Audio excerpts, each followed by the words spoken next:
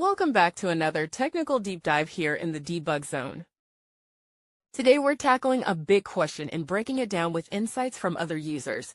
Hopefully this clears up some misconceptions and helps you get the answer you need.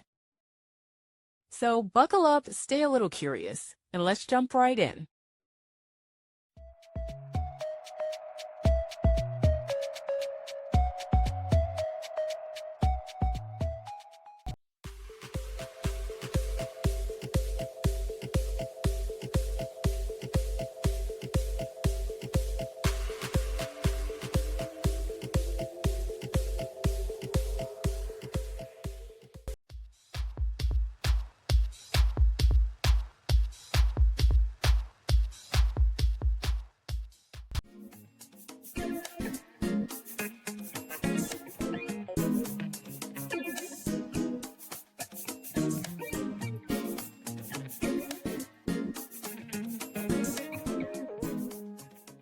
And that's a wrap.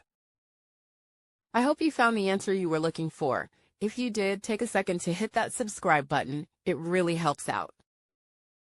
And let me know in the comments which solution worked best for you. See you next time in the Debug Zone.